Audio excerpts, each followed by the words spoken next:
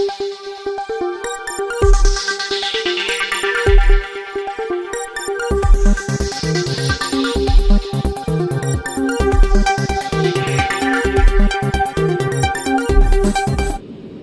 सांसद श्री रविकिशन शुक्ला जी, जिला पंचायत की अध्यक्ष श्रीमती साधना सिंह जी, महापौर गोरखपुर डॉक्टर मंगलेश श्रीवास्तव जी, विश्वविद्यालय के कुलपति प्रोफेसर जयप्रकाश पांडे जी, माननीय विधायकगण श्री फतेह बहादुर सिंह जी, विपिन सिंह जी, डॉक्टर धर्मेंद्र सिंह जी, प्रदीप शुक्ला जी, आज के इस कार्यक्रम में उपस्थित विश्वविद्यालय के सभी फैकल्टी मेंबर्स, विश्वविद्यालय के सभी स्नातक और परास्नातक के छात्र छात्राएं, उपस्थित महानुभाव,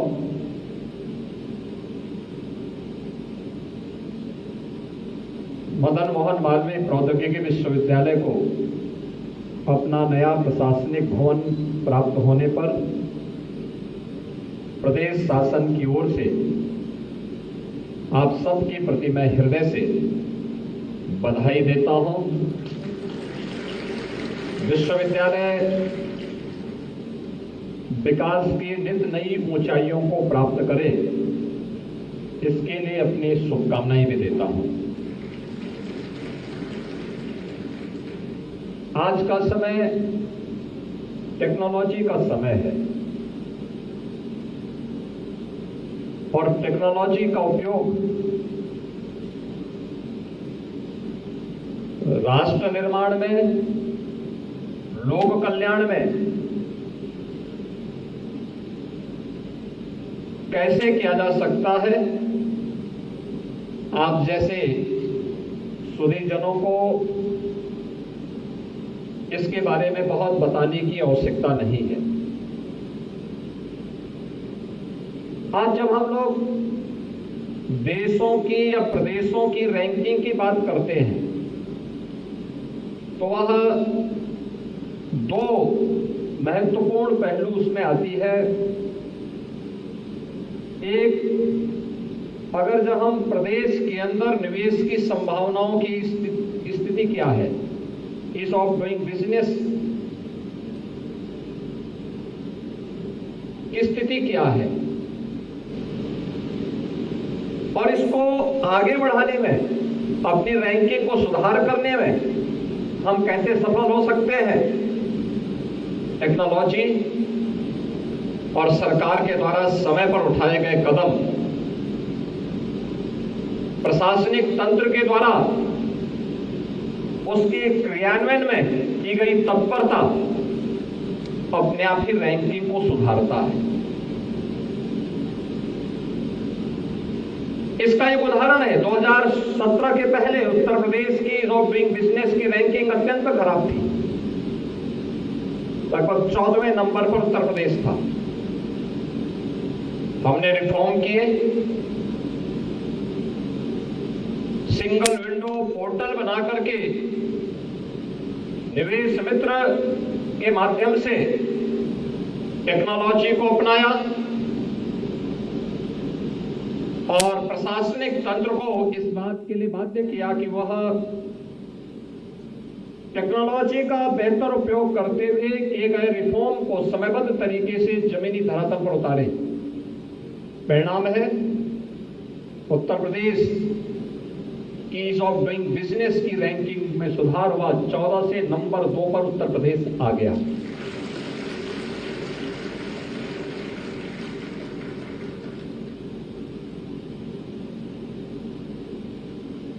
सरकार की योजनाओं को सही मायने में जमीनी धरातल पर उतारने में हमें कितनी सफलता प्राप्त हो रही है, ईज ऑफ लिविंग,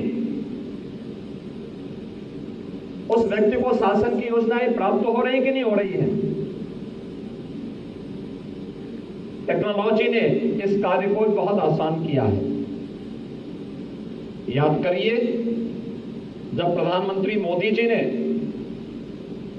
2014 में सत्ता संभालने के उपरांत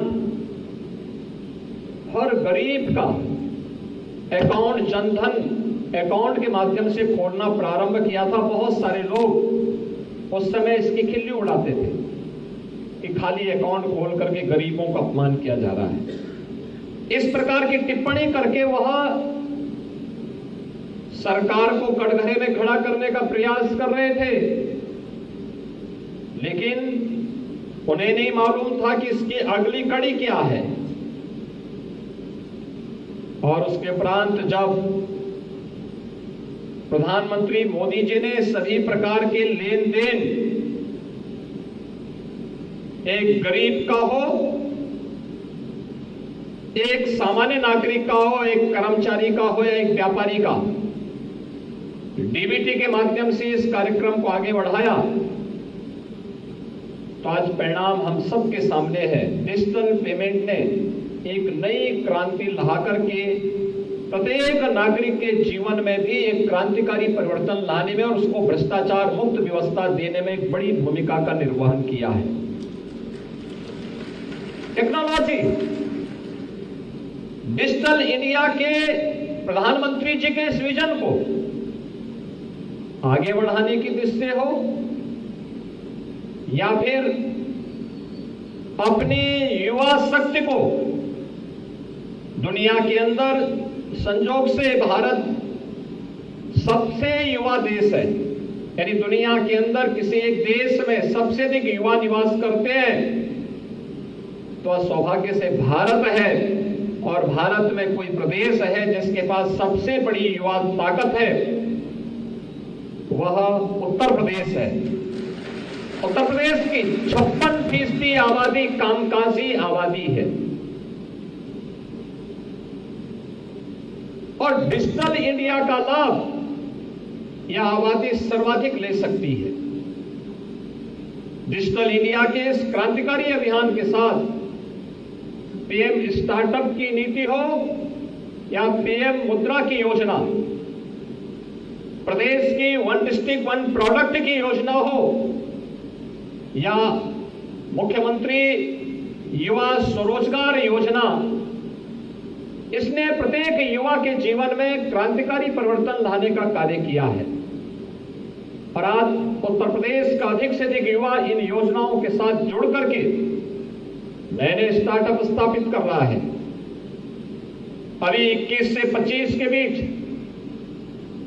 ग्रेटर नोएडा में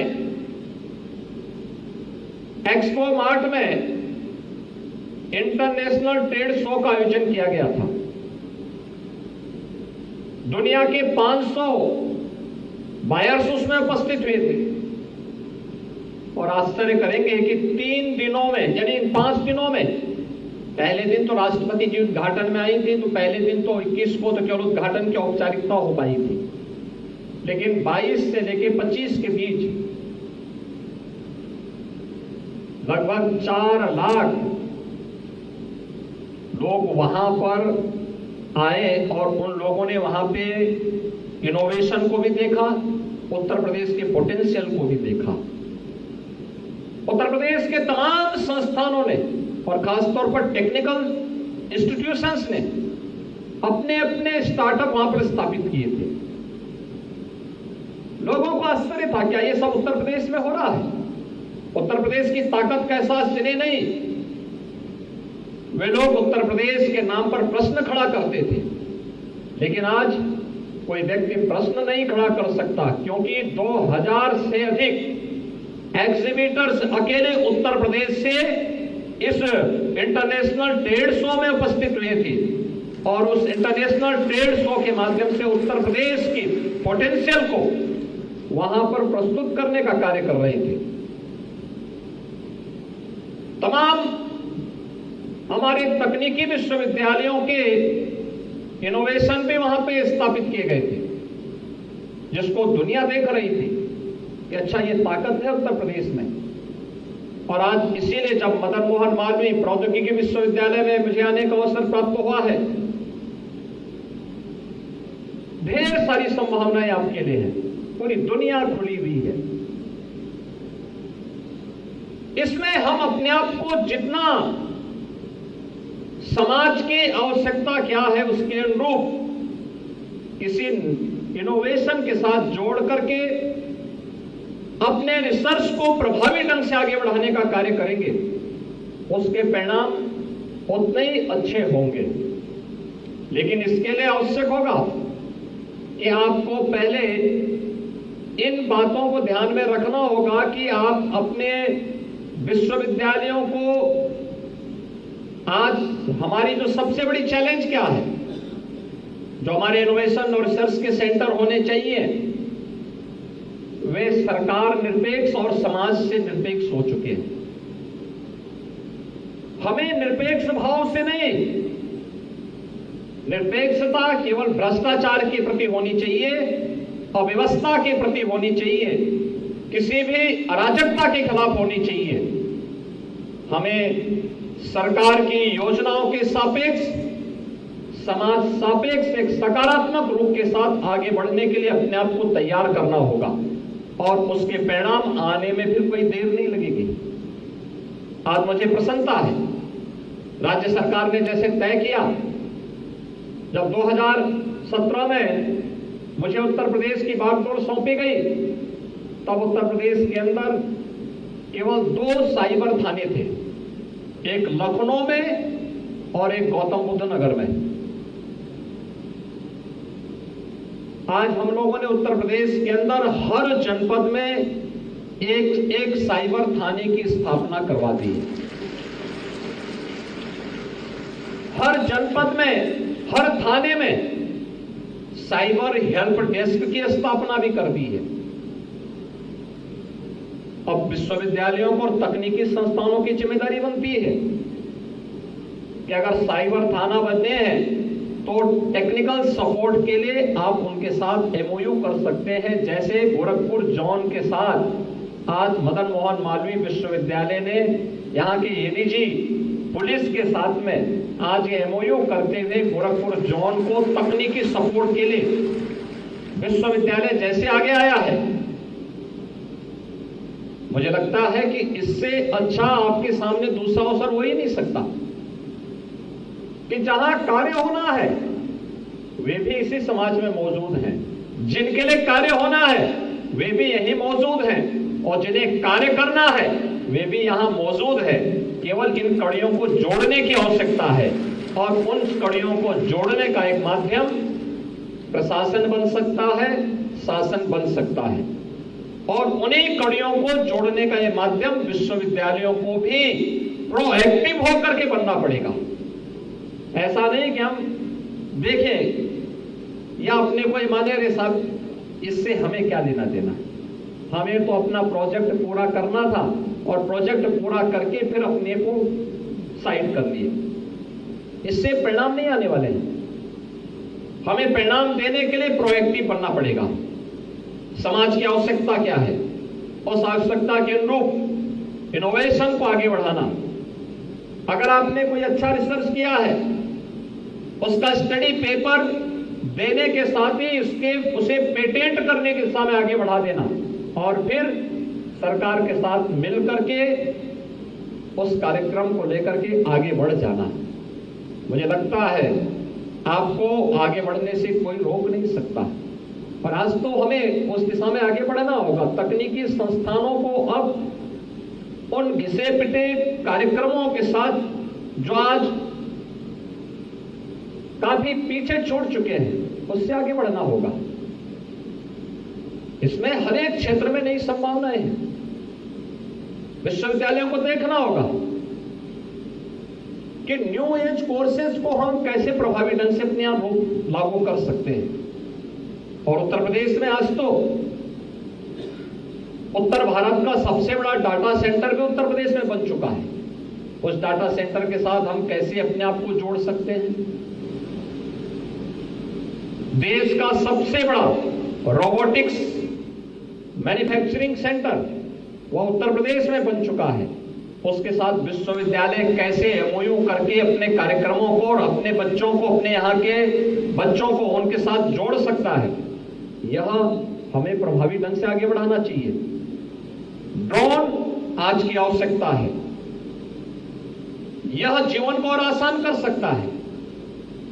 मैं जब मंच पे था तो मुझे माननीय सांसद जी ने यही पूछा, कहा कि इस संस्थान में क्या होता है।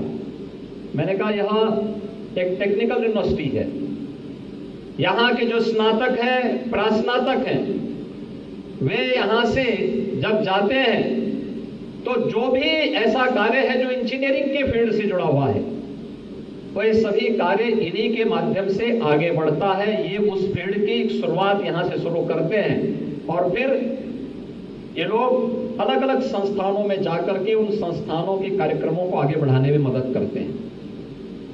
तो उन्होंने कहा क्या मतलब? मैंने कहा आप फिल्मों में काम करते हैं? उन्होंने कहा हाँ। मैंने कहा वहां कैमरा इस्तेमाल होता है? कहा हाँ। मैंने कहा ये कैमरा भी यही लोग बनाते हैं, ये कैमरा कोई और नहीं बना देता। ऊपर से कोई शॉट लेना हो तो ड्रोन में उसका उपयोग कर रहे हैं, ये ड्रोन भी यही लोग बनाते हैं। जो बाहर ड्रोन देखा है ये कहीं और नहीं बनता है। इन्हीं संस्थानों में समाज की आवश्यकता के अनुरूप अभी तक फिल्मों में उपयोग कर रहे थे या कहीं शादी ब्याह में उपयोग कर रहे थे, अब इसका उपयोग कृषि में भी होने लग गया है। आपने देखा होगा 10 लीटर क्षमता का कोई पेस्टिसाइड या कोई भी फर्टिलाइजर लेकर के, लिक्विड फर्टिलाइजर लेकर के वह ड्रोन जा सकता है और 1 एकड़ खेती को 10 मिनट के अंदर खाद का या दवा की छिड़काव करके उस किसान को दवा के दुष्परिणामों से मुक्त एक व्यवस्था दे सकता है और बेहतरीन तरीके से एक जैसे छिड़काव के साथ पूरी खेती को जोड़ सकता है। व्यक्ति पहले मैनुअली जब करता है तो या तो हाथ से खाद छिड़कता है या फिर वह कंधे में रख करके पेस्टिसाइड को छिड़कने के लिए मजबूर होता था। आप अनुभव कर सकते हैं कि जो पेस्टिसाइड जिससे जहरीले कीड़े मर रहे हो, उस व्यक्ति की क्या स्थिति होती होगी जो अपने कंधे में उसको सटा करके और फिर उससे छिड़काव करता होगा। टेक्नोलॉजी उसके लिए है और टेक्नोलॉजी ने, ड्रोन टेक्नोलॉजी ने उसकी स्थिति को और आसान किया है। ऐसे ही डाटा एनालिसिस के लिए पूरी दुनिया में आज जितनी भी भागम भाग हो रही है, जितना कुछ हो रहा है, उसके पीछे डाटा एक महत्वपूर्ण माध्यम है। इसके एनालिसिस की भी व्यवस्था हमें केवल शोध ही नहीं देना है, उसके परिणाम और दुष्परिणामों से बचाव के रास्ते भी तलाशने हैं। अगर ड्रोन दे रहे हैं तो ड्रोन का उपयोग तो हो, लेकिन ड्रोन का दुरुपयोग भी रोका जा सके, इसकी तकनीक भी आपको विकसित करनी होगी, उस दिशा में भी प्रयास करना होगा। आर्टिफिशियल इंटेलिजेंस जीवन को आसान कर सकती है, लेकिन आर्टिफिशियल इंटेलिजेंस के परिणामों को के माध्यम से जीवन को आसान बनाने के लिए, ईज ऑफ लिविंग के लक्ष्य को प्राप्त करने में हम कैसी बड़ी भूमिका का निर्वहन कर सकते हैं। जीवन के अलग अलग क्षेत्र में इसका क्या उपयोग हो सकता है, इस दिशा में भी एक नए प्रयास को आगे बढ़ाने की आवश्यकता है। और इस दिशा से आज की आवश्यकता के अनुरूप मैं एक जगह गया, एक समीक्षा बैठक ले रहा था। वहां पे नेचुरल गैस पाइप से बिछाई जा रही थी। अचानक कार्य रुक गया, तो मैंने पूछा वे कार्य क्यों रुका है? और साहब रोका इसलिए क्योंकि अगर हम लगा भी देते तो हमारे पास मैन पावर नहीं था। मैंने कहा मैन पावर कैसा चाहिए?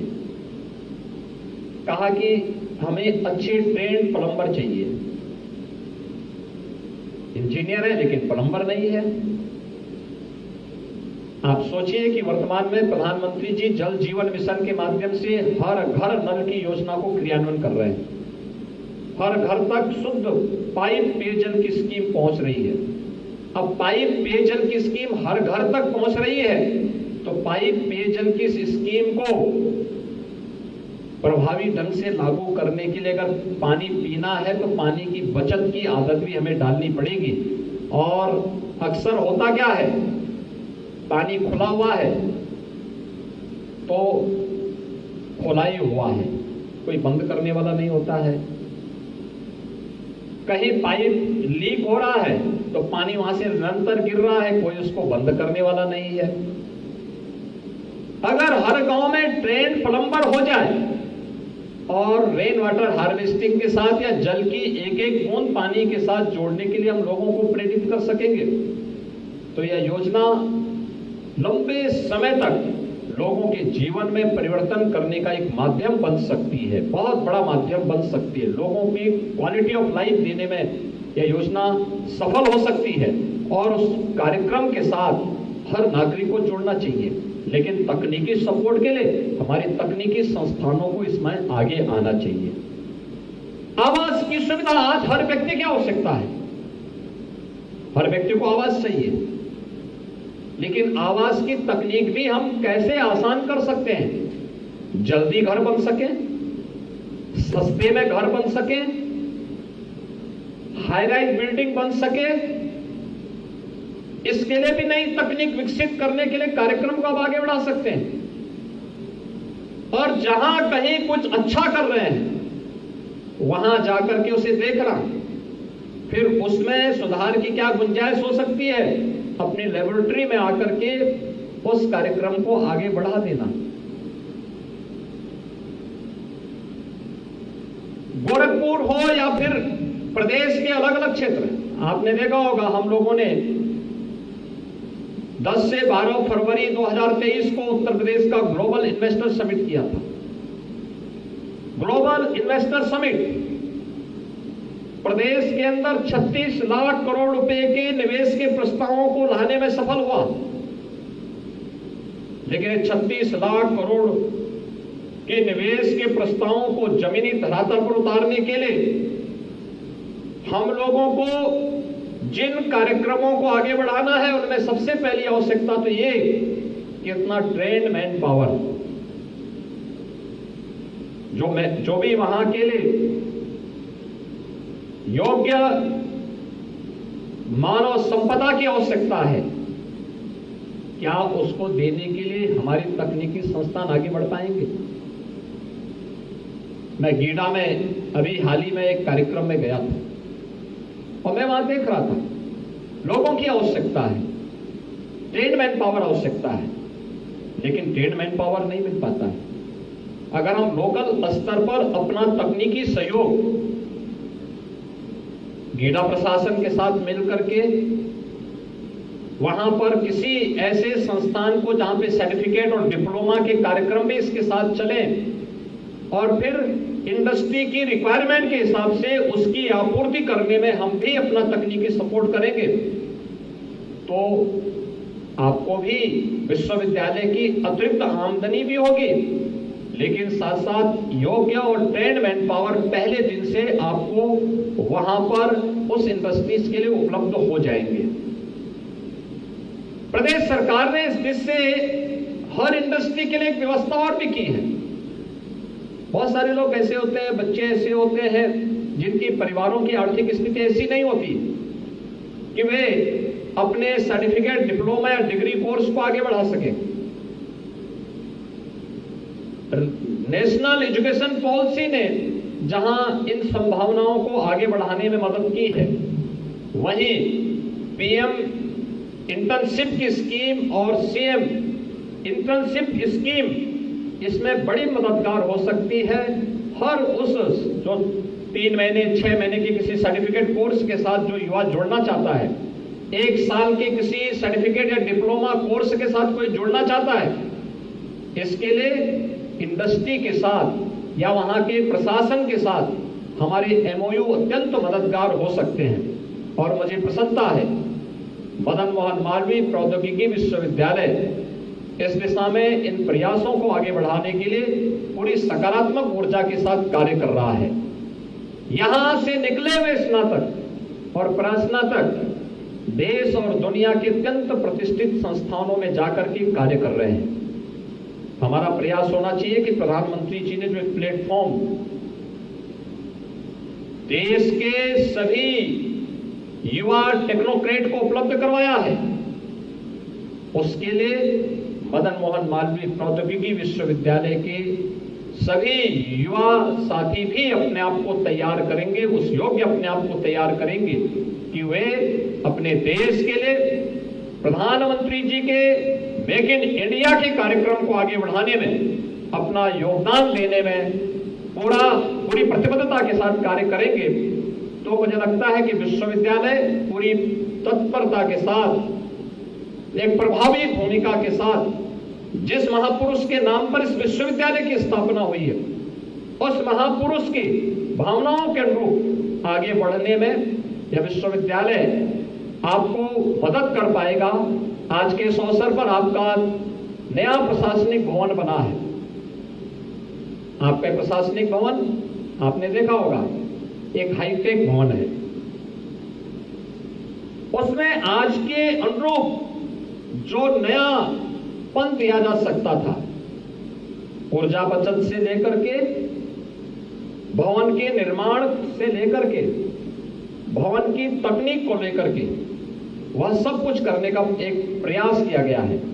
और मुझे पूरा विश्वास है कि मदन मोहन मालवीय प्रौद्योगिकी विश्वविद्यालय अपनी इस युवा ऊर्जा के साथ मिलकर के प्रदेश के तकनीकी संस्थानों में एक बड़ी भूमिका का निर्वहन करेगा। आज यहाँ पर प्रोफेसर जेपी पांडे जी के यहाँ पर अपने कुलपति के कार्यकाल का अंतिम दिन भी है। मुझे लगता है कि इसके बाद वह जेकेटीयू के कुलपति के रूप में उन्होंने दायित्व अपना विधिवत ले लिया है, लेकिन अब वहां जाकर के अपने कार्यक्रम को आगे बढ़ाएंगे। इस अवसर पर मैं मदन मोहन मालवीय विश्वविद्यालय के प्रति अपनी शुभकामनाएं देता हूं। प्रोफेसर जेपी पांडे जी के नेतृत्व में आप सबने विश्वविद्यालय को एक नई ऊर्जा के साथ आगे बढ़ते हुए देखा है। यह विकास और इस सकारात्मकता का समन्वय आप लोग निरंतर आगे बढ़ाते रहेंगे। आप सबके प्रति मेरी शुभकामनाएं। धन्यवाद। जय हिंद।